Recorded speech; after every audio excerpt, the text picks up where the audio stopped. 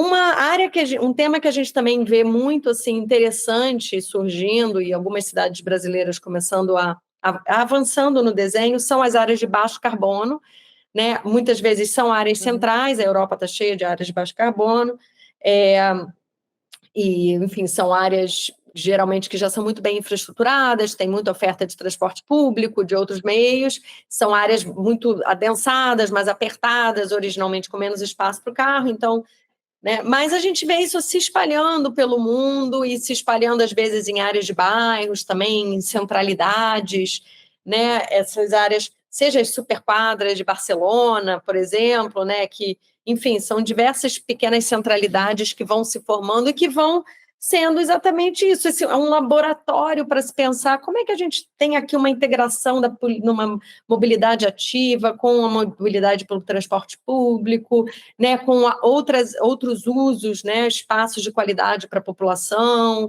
para que a gente tenha assim melhores espaços para circularmos na cidade, para estarmos na cidade, seja para as crianças, para os idosos, né? Então tem toda uma discussão aí, e é claro, a gente tem que garantir que essa discussão também vá para a periferia. Acho que esse é um ponto muito importante no Brasil, né?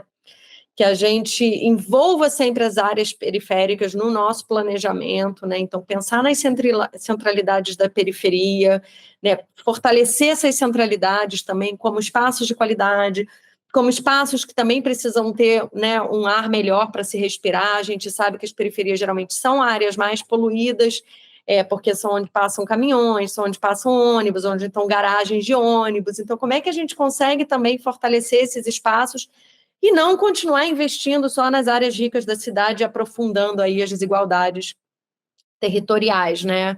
As disparidades espaciais. E aí eu acho que isso conecta com a quinta prioridade, que é de valorização dos espaços públicos, né? E aí, novamente, a gente precisa ter recurso para isso, a gente precisa diversificar as fontes de recurso, repensar aí como é que a gente faz a cidade, né, um lugar menos inóspito para se estar, um lugar que abraça melhor todos os diversos grupos, né, que estão na cidade. A cidade também é um espaço para a qualidade de vida da população idosa, que está aposentada, que estar na rua, que estar, né, em contato com as outras pessoas é fundamental para a saúde mental, para a saúde física, né? A cidade como um espaço de aprendizado para as crianças, né? Seja as crianças pequenas da primeira infância, seja os adolescentes. A cidade como um espaço em que as crianças podem caminhar, podem fazer suas atividades físicas, podem explorar, podem, né, contribui aí com todo assim, o desenvolvimento de linguagem, né, o desenvolvimento da cidadania mesmo, conhecer o outro, reconhecer o outro na rua. Então, usar o transporte público.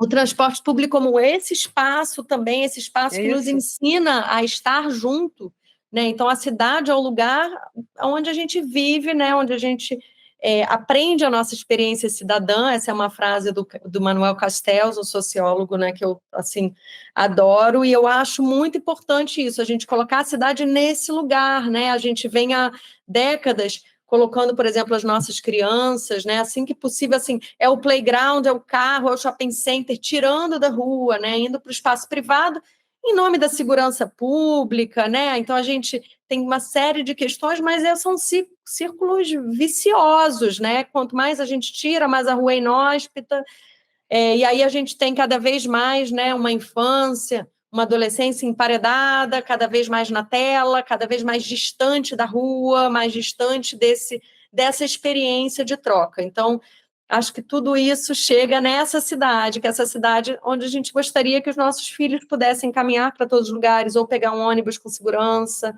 né? Onde a gente queira que seja uma cidade acessível, uma cidade justa, e o transporte tem tudo a ver com essa agenda. Bom, acho muito legal isso que você falou, porque as coisas se relacionam, né? Então, por exemplo, às vezes você cria um lugar maravilhoso, que nem o Porto Maravilha, mas quem está lá na periferia, lá na Zona Oeste, não tem como chegar e vai pagar um dinheirão do seu bolso, porque o Vale Transporte não cobre o deslocamento dele e da família no final de semana para ele poder ir ao lazer gratuito, que é pago com os impostos da coletividade. Então, assim, Ele contribui pagando seus impostos, mas não tem acesso ao que está acontecendo. Então, eu acho que tudo que você falou, essas 5 prioridades, elas realmente estão muito bem amarradas, porque elas mostram não só como a gente deve organizar a gestão, a administração, que foi a primeira prioridade, mas como tudo isso se desenrola até a gente chegar a essa cidade da 5ª prioridade, que é com esses espaços revitalizados, com o acesso de um transporte público que estava lá na prioridade 2, sabe? Um transporte de qualidade. Então, você explicando isso aqui para a gente, como eu te falei, eu li o material e achei super importante, tem muito a ver com o que a gente fala no canal, tem muito a ver com o que eu tenho visto aqui em discussão na Europa, e eu acho que ele dá uma grande esperança de que essas prioridades, a gente vendo e ouvindo você explicar, elas nos dão uma grande esperança de que, se a gente escolher bem, se a gente votar bem, essa cidade é possível.